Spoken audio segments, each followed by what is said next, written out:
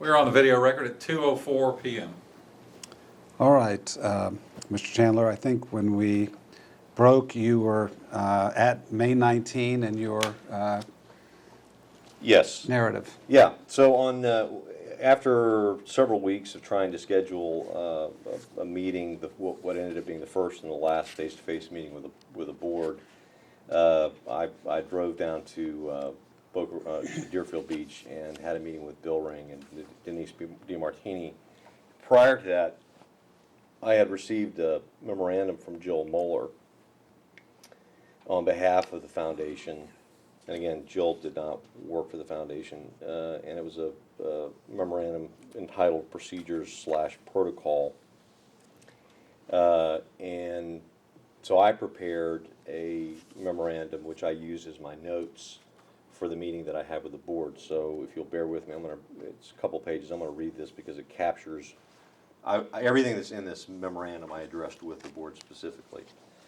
So I wrote, I have read and thoughtfully considered the procedure/protocol memo, the memo that I received from Jill Moeller on Friday, May 16th, 2014. There are several points that I would like to address. And again, I used what I'm reading now as my notes for my conversation with Bill and Denise. Specifically, the items enumerated 1, 2, 7, and 8. Each of these deals squarely with the question of who has the authority to make public records requests on behalf of the Citizens Awareness Foundation, and who has the authority to authorize the commencement and settlement of open government litigation on behalf of the foundation. The memo expressly states that there are 4 parties who have direct authority to make public records requests and to authorize the commencement and settlement of open government litigation: Bill Ring, Denise DiMartini, Brenda Russell, and Joel Chandler. Additionally, the memo clearly states that each of those parties has the authority or power to delegate to, quote, anyone, end quote, the same authority. At this point, I want to express in unequivocal terms my disagreement with the aforementioned policies. In my judgment, it is imperative that only one person be given authority to make public records requests and to engage in and settle open government litigation on behalf of the foundation, and that person should be me. It would be difficult to overstate the degree to which the foundation will be scrutinized by defendants, opposing counsels, the courts, and the legislature, given the number of open government lawsuits we are presently engaged in and the volume of cases we anticipate in the future. Based upon my experience in open government advocacy, I have estimated that we can expect to file about 100 cases per month. That number includes cases filed by the foundation and those that the foundation has provided some meaningful assistance in bringing. To put that number in perspective, the top 10 open government litigators in Florida combined probably file less than 100 cases per year. We are, consequently, the focus of various well-funded and politically powerful adversaries. There are 412 municipalities, 67 counties, 66 sheriffs, Miami-Dade County does not have one, 67 school boards, more than 1,600 community development districts, 20 state attorneys, 20 medical examiners, more than 100 state agencies, and thousands, perhaps as many as 10,000 state contractors. They are all subject to Florida's extraordinarily broad open government law, and they despise what we do. More importantly, they are extraordinarily well-funded and collectively the most powerful political entities in Florida. Here I can speak from long personal experience. They will do whatever is within their power to stop us. They are presently scrutinizing public records requests that we make and every case we file. They are actively looking for opportunities to exploit any weakness they can find. And they communicate with each other to an extent that is shocking to the uninitiated. From my personal experience, they are willing to engage in threats of civil litigation, criminal prosecution, and violence. They are willing to launch criminal investigations and unlawfully access both DMV and criminal databases. They are willing to engage in criminal conduct, as evidenced by the prosecution and conviction of the General Counsel for the School Board of Polk County, and criminal conspiracies. And they are most assuredly willing to gut Florida's open government laws in order to stop us. Because of that certainty, I believe that we must employ every effort to deprive our adversaries of any claims of misconduct on our part. In addition to a series of very practical reasons that I would be happy to articulate at another time, the fact that we live with targets on our backs should be reason enough to make us take a very conservative approach to making public records requests and in engaging in open government litigation. This is ground that I've successfully navigated for the past 8 years, and I've done so at great personal cost. Given my considerable experience in this area, I believe that I am extraordinarily well equipped to help the foundation avoid the pitfalls that lay ahead. I am equally convinced that if I'm not given the authority and resources to do so, the efforts of the foundation will result in an erosion of the public's right to know. My goal is to sustain what we are doing and to continue to work with the foundation to promote open government. I am absolutely committed to the cause of open government, and I'm willing to serve at the pleasure of the board of directors and to be accountable to it. If, however, I do not have the confidence of the board to have both the resources and the authority to act on its behalf, then I believe we should now consider how best to bring to a close my relationship with the foundation. I did not read that in the meeting that I had with Bill and Denise, but I did cover every point in there and then some.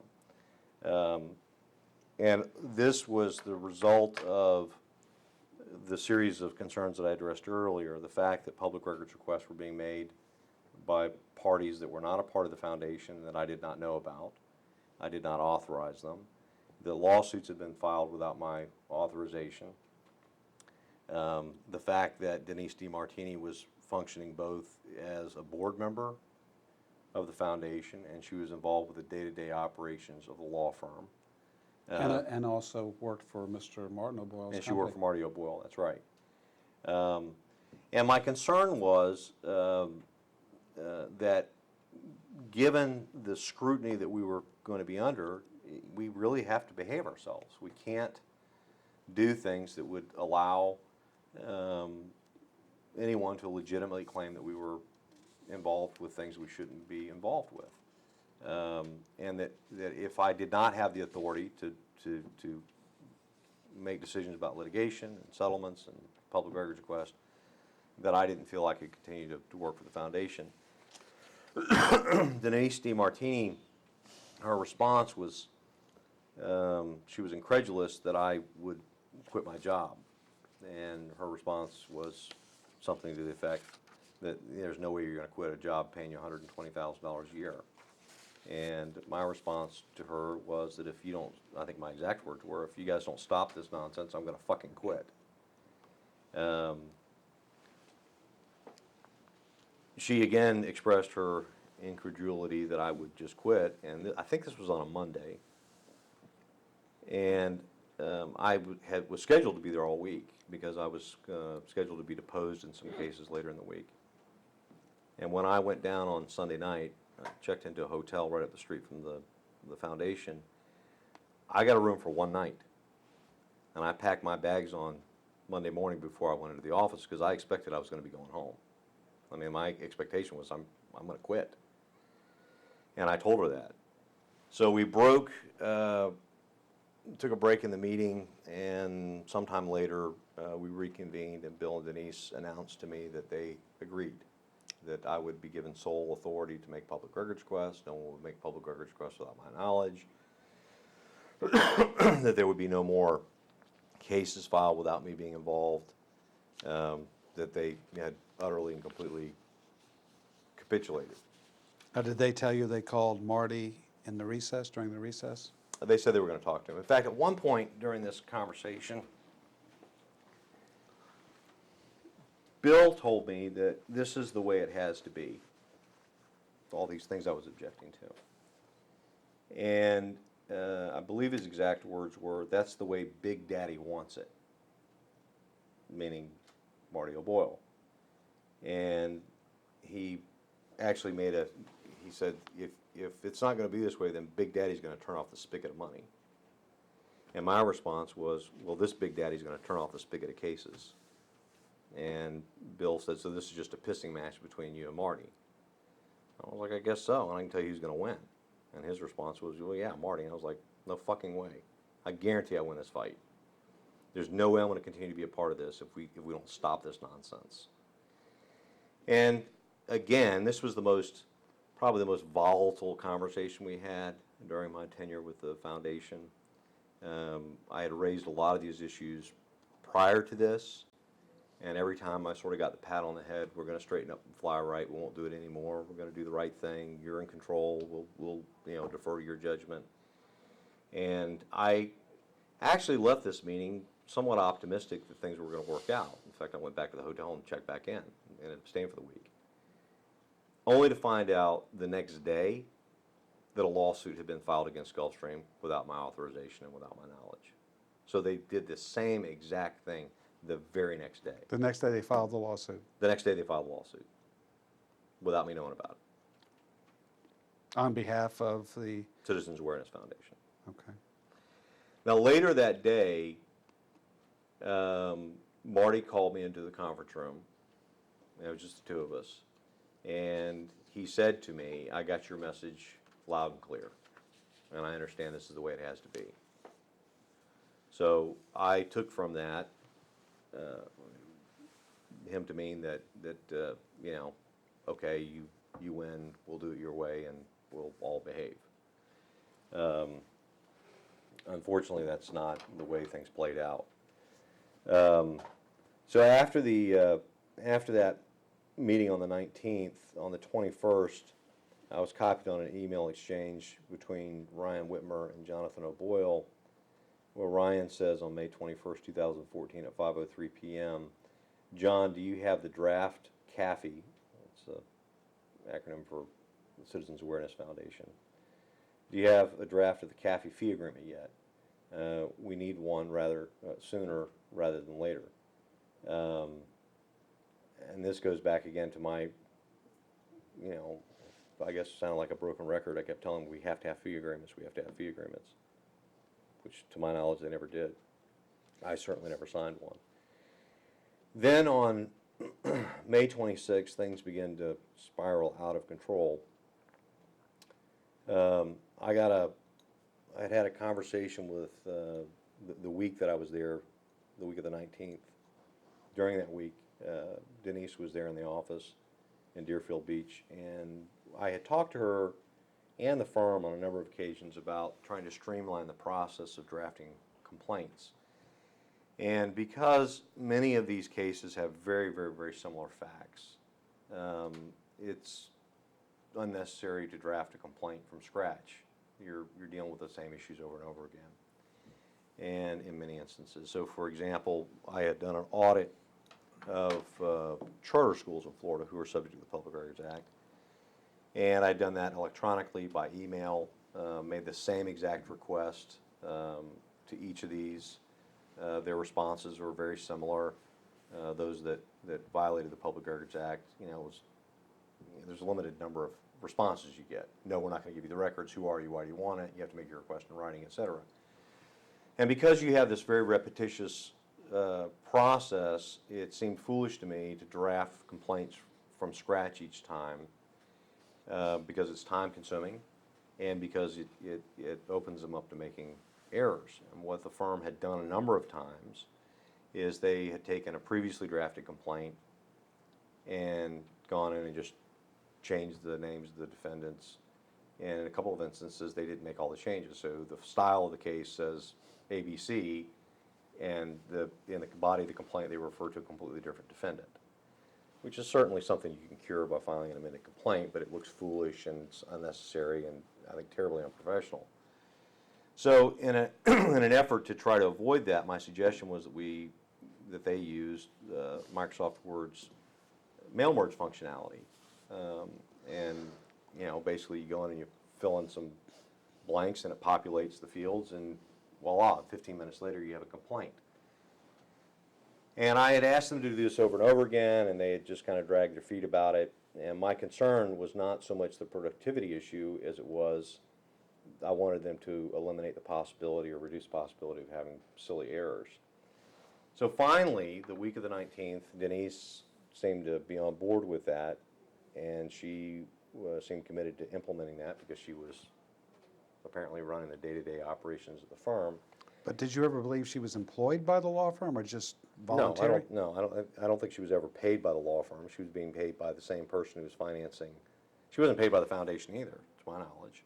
She's being paid by Marty O'Boyle, and her time is being spent managing me and managing the law firm.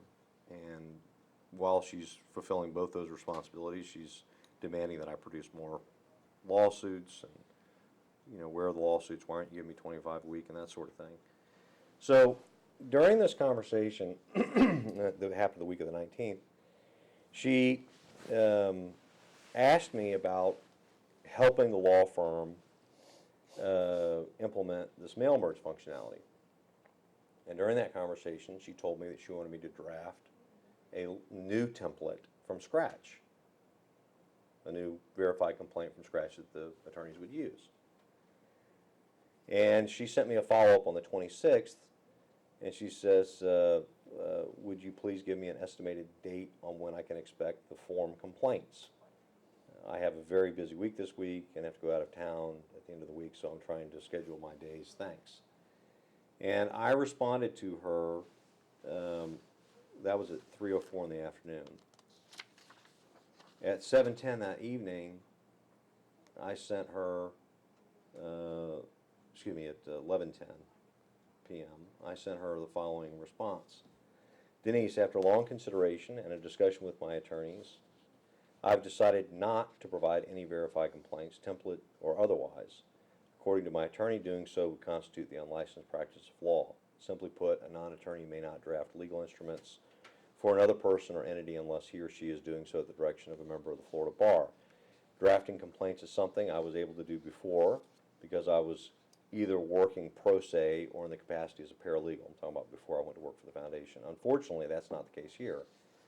I'm sorry that I did not think about this more fully earlier last week. It would have saved me many hours of work and avoided disappointing you. By the way, I've added cases to Dropbox. So I basically just refused to draft the complaint because I really thought this was unlicensed practice of law because she's not an attorney. I'm not an attorney. It would have been one thing for the attorneys to ask me to do it. It was something altogether different for a non-attorney to ask me to do it. She responds the next day with, please give me a call to discuss. I'm only looking for you to assist me with setting up the mechanics in Excel for the mail merge because you already have done it and I don't have the knowledge. I'm only looking for the template. And I had a follow-up telephone conversation with Bill Ring about this, and I again objected, thinking that Bill's a member of the Florida Bar. He'll get it. He'll understand what my problem is. And Bill did not understand what my problem was. He thought it was perfectly fine for Denise, a non-attorney, to direct me, a non-attorney, to draft a legal instrument. And as I explained to Bill, that in Florida, paralegal is sort of a catch-all for non-attorneys. There's no regulation of paralegals. Anybody that wants to call themselves a paralegal is a paralegal.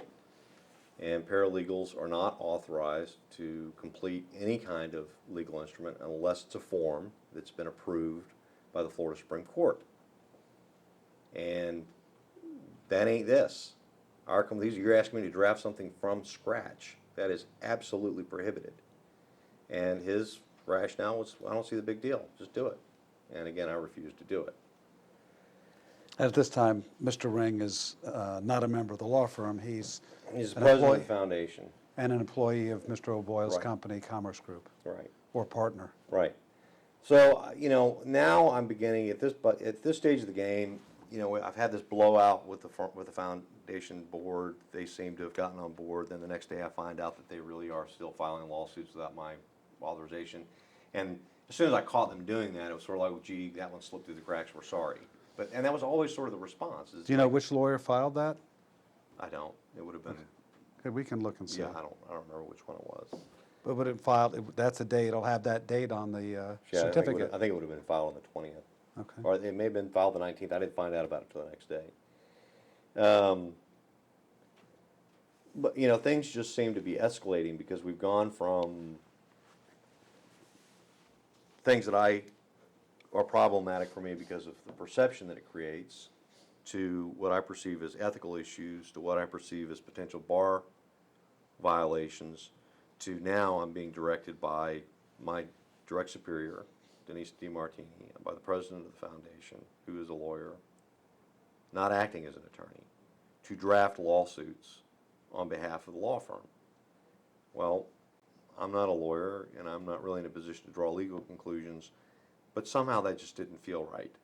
And I had talked to a couple of my own personal attorneys, and the consensus was universally that that's UPL. It's unlicensed practice of law. It's a felony. You can't do it. And I have been very, very circumspect over the years about making it very clear to people that contact me through my website or a newspaper article or TV story comes out about something that I'm doing. Inevitably, I get a barrage of phone calls from private citizens wanting help. And I have been religious about giving my perfunctory disclaimer. I'm not an attorney. I'm not authorized or qualified to give you legal advice. I can tell you what I would do if I were similarly situated, but I'm not an attorney. If you go on my website, both the website that I had before the foundation, and I've resurrected that website since then, it very, very clearly states on there I'm not a lawyer. I'm very, very careful about UPL. And it really concerned me that not only they asked me to do that, but even after I expressed my concerns and explained my reservations, they still were pushing me to do something that I believe would constitute a criminal act. And they just seemed to have a total disregard for my concerns there. Then on May 28th, I get an email from Denise because she's very frustrated, and Jonathan O'Boyle are frustrated both, because I'm insisting that every lawsuit that gets filed on behalf of the foundation be a verified complaint. And the reason I want these cases to be verified, there are two reasons. One is I want to be sure the facts are right. Secondly, that seemed to me to be a pretty solid way of eliminating the possibility that lawsuits are going to get filed without my knowledge. If every one of them's verified, and I'm the only person that's verifying them, it's going to require my physical signature before it gets filed. And Denise sent me an email on the 28th. Again, she's not an employee of the law firm at this time. No. Joel, I understand that we are back to you certifying the complaints before they are filed. I also understand this requires a notary, Jonathan O'Boyle, and I would like to discuss this procedure with you to better understand your thoughts of doing it up front, whereas John thinks it can be done just as easily after the filing, which I just was completely baffled by that. I mean, you can't verify a complaint after it's been filed. It certainly sounds like John is involved with giving legal advice to Denise DiMartini, who is the board member that I report to and is wanting to give me legal advice as executive director of the foundation, trying to explain to me why I don't need to be verifying complaints. And he's not a lawyer in Florida. To my knowledge, he is not a member of the bar in Florida. Then moving on, on June 2nd, we talked about this a little bit earlier, on June 2nd, I traded emails with Bill Ring. I was seeking authorization from the board to refer the Barnes & Noble case to Thomas and LeCicero, and I got an email from Bill. Well, here's what I asked him on June 2nd. You're writing him as writing president him. of the... I'm writing to him as president of the foundation. Going back to a phone conference that Marty and I had with Bob Tweel, who's a tax attorney in West Virginia. The issue of using a law firm other than the O'Boyle firm has come up. The rationale is that if we use the O'Boyle law firm exclusively, it will appear to be self-dealing by the IRS. Although there may not have been any concrete suggestions as to how many cases should be referred elsewhere, the consensus has been that we should refer at least some elsewhere. With that in mind, I would like the board to authorize me to engage Thomas and LeCicero to take one case, Caffey v. Barnes & Noble. My brother Robert was with me when I visited the USF campus bookstore. The bookstore is operated by Barnes & Noble. Robert mentioned the facts of the case to one of the attorneys at Thomas and LeCicero, and they have expressed an interest in the case. I've not yet discussed this with Thomas and LeCicero. Thomas and LeCicero is a preeminent open government law firm in the state. Greg Thomas, the firm's senior partner, has argued many of the landmark public records cases, many of which are regularly cited in briefs written by the O'Boyle law firm. I would ask them to take the case on the same terms as the O'Boyle law firm, contingency with the firm bearing all litigation costs. I suspect that TLO, Thomas and LeCicero, is interested in the Barnes & Noble case because it is in Tampa and because Barnes & Noble was sued over virtually identical facts in a case that made its way to the 3rd DCA a number of years ago. I think an appellate decision is what TLO is most interested in. let me know if there are any questions or concerns. I think we need to refer something to someone other than the Boyle Law Firm, and this would be a good case to use for that, and TILA would always be my first choice. It will enhance the standing of the foundation. And what I meant by that was Thomas Cicero, Greg Thomas in particular, is so highly regarded on open government issues. Having him represent the foundation would have elevated our stature. And I was hoping that this would be the first of many cases that I would be able to refer to other law firms. And Thomas and Cicero has always been very, very picky about the cases they take. They're not really interested in run-of-the-mill, simple public records violations. They're not interesting to them. They want something that's going to be typically things that are going to lead to appellate decisions. And Greg has a lot of them. Bill's response later that day was, Denise and I are speaking with Mr. Tweel of Jackson Kelly again this week, most likely Wednesday or Friday. However, at this point, I'm not inclined to authorize Caffey to engage another law firm based upon my last conversation with Tweel. We will get back to you with a definitive answer after that conversation. And, what I got back from him was, no, you can't do it. The only firm we're going to give cases to is the Boyle Law Firm. Which again had been one of the conditions I laid down with Marty in the very beginning, that we have to be able to use other firms. So all of the cases that were filed by Citizens Awareness were filed by the Boyle Law Firm? To my knowledge, yes. Ones either you authorized or that were not authorized by you? Correct. Okay. And were they all contingency fee cases? In other words, they only got paid fees if they recovered them from the defendant? Yes. Okay. And there was no written agreement discussing how filing fees were to be covered or reimbursed, or who was responsible? Well, in practice, what happened was the firm, the Boyle Law Firm, would pay all the litigation costs, filing Right. fees. But there was no written agreement discussing who's going to be responsible for those? I've never seen a written Or agreement. how the fee was going to be determined, or No. what rate would be used by what lawyers? And there was no written agreement in the contingency contract that said anything like that out? Correct. Okay. So that exchange was on June 2nd. So my mindset at this point was,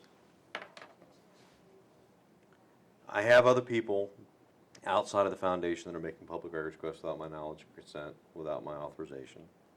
Lawsuits are being filed without my authorization. Cases that shouldn't have been filed in the first place, they were defective cases, meaning that the facts weren't good.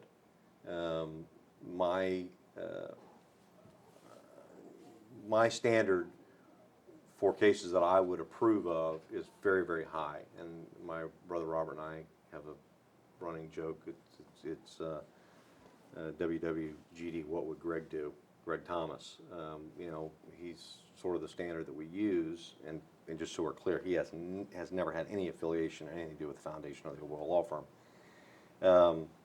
But has been my attorney for many years, and I hold him in very high regard. He's the standard by which all attorneys are measured in my book. And, my view of this is that bad facts make bad law, and I don't want adverse decisions because that doesn't support what I'm after, which is more access, not less access. So I was very frustrated that you had these cases that were being filed that shouldn't have been filed. In addition to that, I'm being told that I have to produce 25 cases a week. I'm being told that I'm not allowed to refer cases to other law firms. And this is really, at this point, by early June, it's really beginning to feel like this is not something I can continue to be a part of. And no one's doing what they're telling you they're doing. They're not Right, changing. I'm repeatedly, yeah, and the sort of the grand scheme of this is, the thing starts in January. I'm very busy in February trying to get things lined up, get the website up and business cards and, getting things going. I'm meeting with the legislature in February. I'm meeting with Barbara Peterson in Tallahassee in February. I'm all over the state meeting with civil rights groups, and more or less I'm left alone until towards the end of of April, Denise becomes very involved, and that's when things take this very, very radical shift. And there's just one problem after the other, and it seems like about every week or two, there's some major issue that comes up. And did you conclude that what Denise was doing was at the behest of Martin O'Boyle There's no question in my mind about that. and at the behest of Jonathan O'Boyle? There's no question in my mind about that. Okay. So on June 11th, at this point, I've just come to the, I'm concerned that I'm not going to be able to continue to be a part of this. I recognize that I'm sort of predisposed to, as Greg Thomas describes it, getting up on a ledge. You know, I'm concerned that maybe am I exaggerating the significance of these things? Is it my ego? Am I just pissed off because I'm not getting my way? So I really wanted to talk to somebody to kind of, you know, get a gauge on what's going on. So between June 2nd and June 11th, I spoke with 11 different attorneys that I've worked with over the years.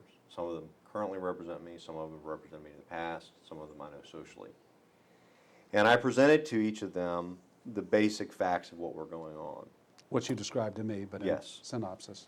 And of those 11 attorneys, all 11 of them had this same reaction, and that is what's happening is certainly there are a series of very serious bar violations. What's going on may very well rise to a criminal act, and you need to get out. So the litmus test I had was Greg Thomas. So I scheduled an appointment with Greg, and I met with Greg and two of his associates, and I expressed to him what was going on. Now remember, right after I took the job with the foundation, I met with Greg and laid out the arrangement and the safeguards that I put into place, and he cautioned me, you know, as long as everything is independent, then this could be a wonderful thing for the public. And now, 4 or 5 months later, it's very clear to me that things aren't what we thought they were going to be, so I want to get his take on it. So I met with Greg on June 11th in his office in Tampa, and he echoed the reaction of the previous 11 attorneys that I spoke with. I think his exact words are, you know, why are you still there?